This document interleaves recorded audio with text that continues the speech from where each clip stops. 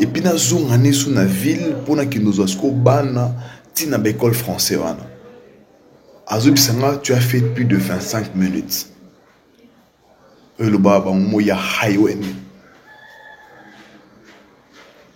na kei na katket nzela to comme na lukusa liboso à première mall abandi lubalanga ba mo je t'avais dit tu as traîné tu as fait plus de 25 minutes boy madame je fais 22 minutes quitter boulevard 24 Izipa et je suis ici madame Atayo Moko.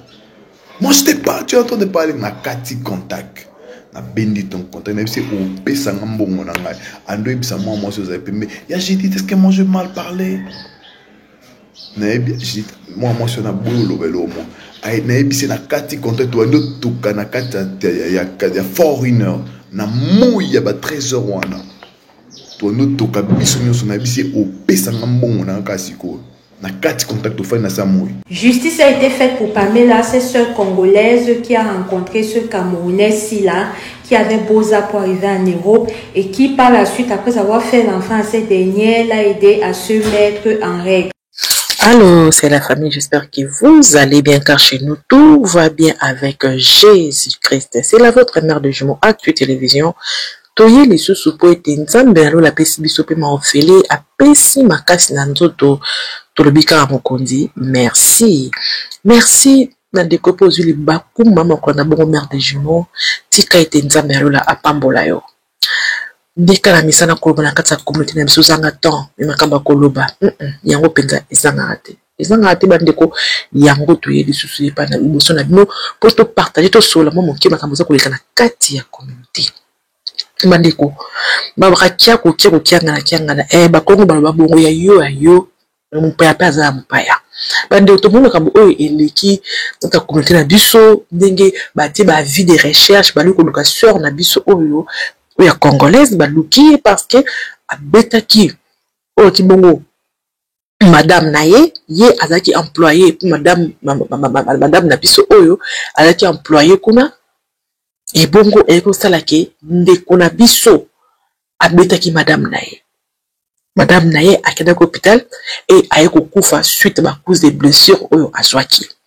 To yebite pourquoi ndeko na biso akomeki na niveau ya kobeta madame wana to yebi be pourquoi ti mais to yebi ka ba leka na mboka na biso ki ba expatrié o mingi baliko sala misana na mboka na biso ba toujours protéger mais to na biso e protéger ka bango e bomba ka bango.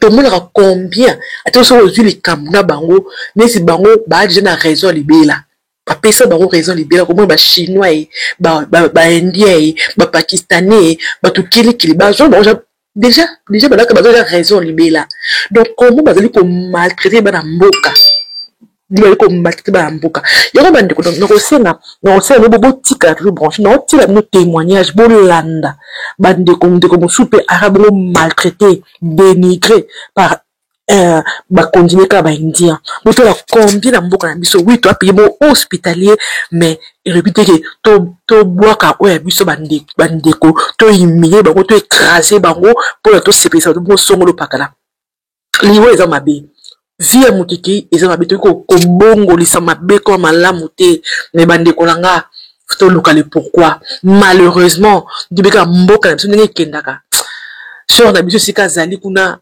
soki sikani azomi mais eza passeport le soki ba kangi ndeko na biso ndeko ba kangi penza ndete be mboka na biso aozala wapi akozala penza pi bandeko nanga. Et puis to ko parler la deuxième sujet na biso ya ndeko na biso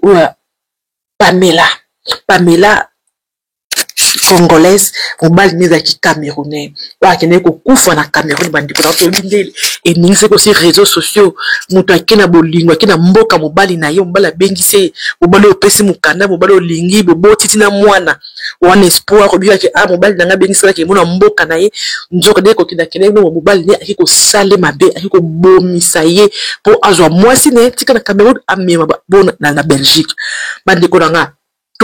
Combien les Camerounais étaient mobilisés plus que nous. Baki mobilisés dans les Cambo que baote mutuvi. Baka qui était que c'est une corruption camerounais. Non. Baki mobilisés plus que les Congolais. Et le justice est salami. Mati de Kolanga. Peka ba Camerounais, ba yeli biso susuke message que je suis Sami. Mais biso mo kolondeko. Biso mo bana mboka. Ndeko na biso mo basaki mabe. Toujours les distractions. Ba rando. Na ba incompréhension. Na ba zanga tina. Allez. Bato mosusu nde bob même sango. Tala combien communauté na biso passe bande Kolanga. Ma pe passe par le canata communauté na biso. C'est triste mais que faire?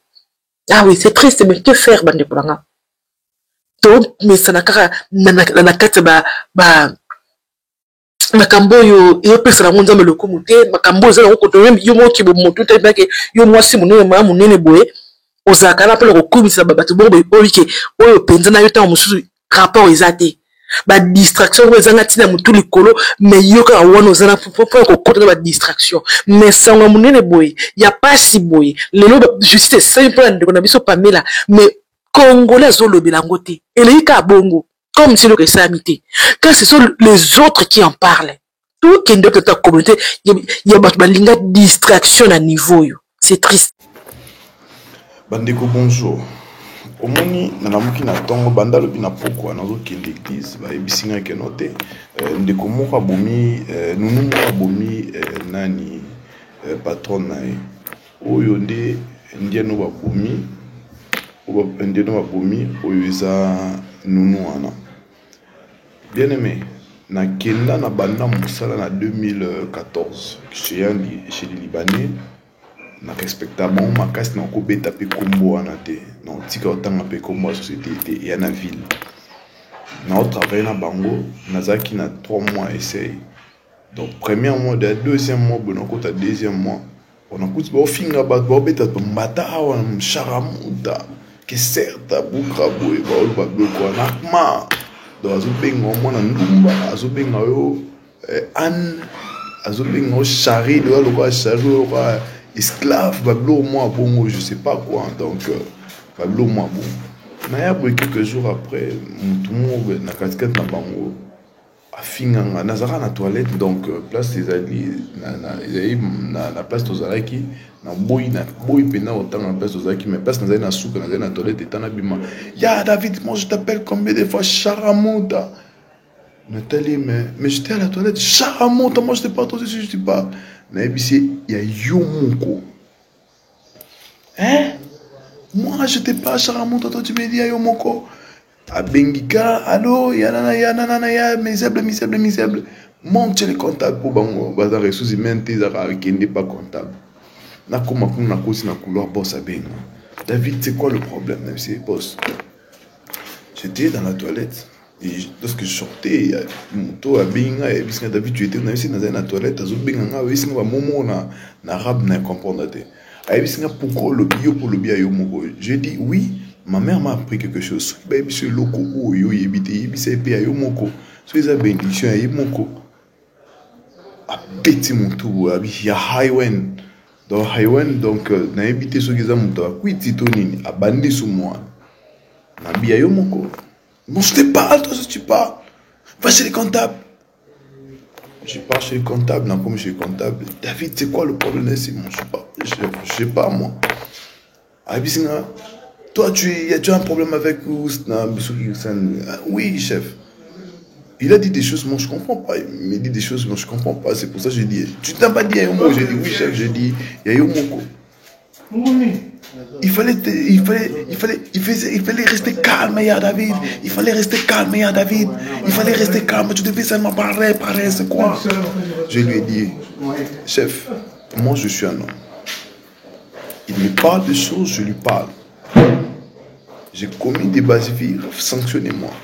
Je fais des erreurs, sanctionnez-moi. Et c'est comme ça avec moi. Pourquoi tu as dit à Yomo? J'ai dit à Yomoko parce que ma mère m'a appris. Si on te dit des choses que tu ne connais pas, tu dis à Yomoko, comme si c'est la bénédiction, moi aussi je lui bénis. Descends, va travailler. Tant on a quitté, on attend, on a tout ça, là-bas, tout ça, l'icolo. Tant tout ça, tout menti l'icolo chez les comptables, est-ce que tu as vitre dans la carte, il y a bureau. Bato nyos faisait na seba kokodiko kona kuta bango place wana bazalaika wana baota ngandi na baluka likolo ba vitre wana. Après tant on a quitté obi ke bato nyos fani ki me ba on dimate David Oni. Ya, tu n'es pas parti. A Kangi porte un bureau. Na boy kolobailo na place de place tosali. A Kangi porte na 15 heures. A Bengi Master moi avec wana. Ya, j'ai ma part. A côté na qui patron numéro 2 mutako continuer na boulot place on va fondre ba bureau to continuer musala. Wana ezaki un yami balé. Na ndotanga na esmicom. 17 heures de GB, tu fais une kinétique. Mais c'est quoi le problème? Bateau, bateau déranger ma boule. David, tu vas aller à l'aéroport. Fais-moi un bandaka là-bas. Dès qu'on a un bon, mais manga aéroport, pas de problème. À l'époque, on a dit que mon chéri, na madame manga. Na kei, na fin na bon mention, on n'est pas na eto sur un allié, moi, m'ké, na bistrot, na atelier, moi, charmant, moi, bon, coca, na zomi, na zo. Na c'est un fungo, la zo, bisanga, que non. Monsieur, on a un peu ça, un fungo, là, c'est. Il y a David Zayamba. Mais c'est bon. Et alors, je vais aller avec qui je te dis Zayamba. Je suis fou. Là, ah, rien. À l'Andier. Bolide. Il raté à reliki na porte ngi à Changi. Na l'Andier, na Kangi, na Blama, na Bengi, Tekou, ma bandeko, l'Andier, ba Kangi biso. A bambanga fungula na tolisanga passe na betete goma bakaye ba wele libiso gardien za mpanza bisinga David olongolisanga musala. Je lui dis na oka mawaka pona abenga pasta olongolisanga musala na oka mawaka pona ndeko na po olonga musala. Wana deuxième point. Troisième point, na kei na zo madame na ville. Donc na longoli mutuka na ville, il faut na zo madame na côté de la science et puis na zongane sous na ville pour na kindozasko bana tina l'école français wana azu bisanga tu as fait plus de 25 minutes le baba moya highway na kei na katket anzila to comme na lukusa liboso première mall abandou lubanga ba blo je t'avais dit tu as traîné tu as fait plus de 25 minutes boy madame. Je fais 22 minutes. Quitter boulevard 24, Izipa, et je suis ici, madame Atayomoko. Moi, je t'ai pas, tu es en train de parler na kati contact.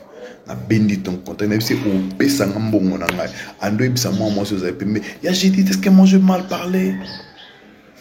Na bien, j'ai dit, moi sur na bolo lobelo mo.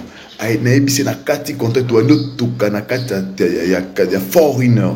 Na moya ba 13 heures wana to no toka biso nyoso na bisi opesanga mbongo na kasiko na kati contact to fa na sa moyi ba kare to beta pipi na boy oui lo ni comme ça biso na ba rage bongo na lobité kende zana na CP na makamwa na mwaso asali elo comme ça biso na ba rage bongo parce que ba konza mboka na biso boliaka ba mbongo ba libanais oto na ba preuve exacte wana preuve monte. Tant que biso to ki no funda bino na inspection de travail to ki no funda bino place to ki no funda ba libanais bango ka bazaka na raison boye bien oui tant que biso to ki no funda bino la police ko pesa bango mbongo boye bien ba pesa bino mbongo bolie boye bien et boye bien tant que bozo mona ke musala zo banda 8 heures ba aussi sa biso musala r musala banda so ko na 8 heures juste au côté so na 8h30 bando 4 bambo et puis au sali journée mo bakati mo so to yebisi bino muluba elogote inspection travail bino nyonso batamisala nyonso ba inspecteur bino nyonso ba blo nyonso tanga mi travail je ne sais pas quoi pour ça la relogote so ki biso to anyo lela bolobelo te preuve en étant balobi maramba smik baba mbongo bato musuba ko travail bureau surtout na avenue commerce beaucoup na avenue Tombalbay na sima nyonso wana ya nani ya avenue o ya comment on dit avenue o ya Tombalbay wana na sima ya nani ya hôtel de ville de côté DHL tout va venir sur na du commerce va venir bo ba kisi ba mbongo te ba syndicaliste ba lesi ba libanais na ba indien ba lesi ba syndicaliste mbongo to sala boy et boy bien bokende na côté à cercle école français wana au monde bana basi ba nunu nde ba kena zo bana ba beta liso mona ke ba ça filtré ba olela mboka na biso ba konzi bo mona ka yango boye bien bo lobelo te na ebisa bino bien bo kufa lelo te bino ba konzi ko sala biso bo ko bela ba maladie ya makasi Bon, ben tabino batonga morphine bino bon kufa bon aussi passer aussi la té bon sala bon ben la liwa ya kaliwe ko yate tant que biso o eza moka na biso mabe na biso boy ba eza bon je condamne lika moi sur sali mais tant que biso ba congolais to ando souffrir kana ba libanais na ba indien ona ba pakistanais to ando souffrir kana ba to yo ba chinois o bino bomona bola monter bomona bola monter. Oh, non, ça a un message, on ne travaille pas les Libanais, on ne travaille pas les Indiens, on ne travaille pas les Chinois, partager. On a pris 3 exemples, 4 exemples. On a mon amona. Bah, au final, on va bêter papa, Mikola, Bana, Missa, va bêter mon bâtard, mon tout. Paya, ya, Iwen, Sharamuta. Moi, un patron, patron, moi, un patron, Charlie, donc, bateau, Missa, là, esclave, le roi, esclave. Non, necessité. Na condamné maman sur ça mais biso to comme filtré na misala ouais ba libale na bendie parce que bino ba kondi bo soutenir biso te bozo ozora ba paquet wana bo sumba ba immeuble mais yeba ki bo mona bolamute. Merci. Et ndeko tout ba sur ndeko biso Pamela congolaise yé par contre bolingo mute bomisi ndeko na biso bomisi ki ndeko na biso Pamela azwa ki mobile na ye na mboka Belgique ba vivre ensemble. Après ce mobile ti mukanda mobile na mukanda te azui mukanda mobile akina mboka na bango isi yo pe yaka ya kolanda ngame ko yebisa mutu te akoma ko mobile bongo abomisa ye e mobile pa zonga ni poto na kimia nzoka nde nzambo alala kate nzambo aza fidèle makila ndeko na biso ganga ki ndenge yaki koyebana ti ba ko retrouver sika ni ba bwaka kaye ndeko na biso la kundama mais nzambe na lola kota ki likambo na ye tana ba mboka o justice ezali bandeko nanga na mboka pe Belgique pays des droits nzamba sali ndeko na biso Pamela lelo mobali na ye wana oya bomisa ki na Cameroun lelo aza condamné bandeko. C'est la justice qui élève une nation. Nation où justice est zate bandeko nanga to kolobaka butu moyike fachi beton. To bando le baka toujours fachi beton. To le bango ba soki lelo justice est zate to ça lelo kama longa te malgré bolingo to koza na kopona mboka na biso malgré bolingo to koza ba kambia mboka na biso soki ba kambia mboka na biso ba koza le justice te ba koza le justice na longa te to ko vivre makamba longa pe na mboka wana te ndeko Pamela musika ba parents na ye musika famille musika mais lelo ba bundeli justice a mboke bundeli et lelo mobali a bomisa ye lelo a bongo na prison lelo aza bongo condamné parce que batala kité aza mupaya batala ka mibeko ya mboka batala kité parce qu'aza mupaya batala ki lolenge na été mais batala ke moto asali mabe tika to condamné ye bandeko ranga yango na vie bandeko yango na tuko ko benda kabiso matoi bandeko to saka makambo eza censé to saka makambo eza bien assez na moi oyo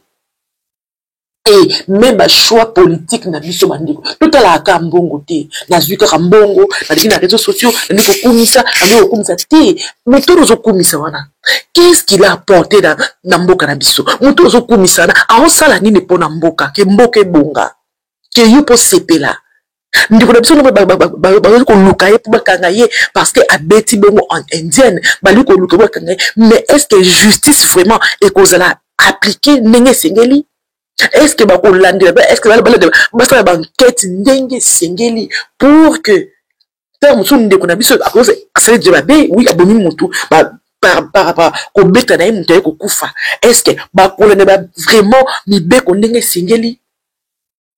Est-ce que bakolona penza tombala moko pe bakosala mabe parce que abeti bongo mutu azana makoki abomisi bongo mutu azana makoki bandeko linga mboka na yo bezala mayeli ko accepter n'importe quoi te parce ba pesi mbongo pour que ça publicité na TikTok pour kumisa mutu na YouTube pour ba pesi mbongo mais luka ke na mboka na yo juste ba longa ezala parce que yango des tombo la mboka yango des ko protéger mboka quand il y a une bonne justice bandeko na mboka peut qui est liboso parce que il y a une bonne justice combien de personnes na mboka na biso bali ko vivre le quoi ba paya mais nzoka ne baza ba kolomboka bandeko.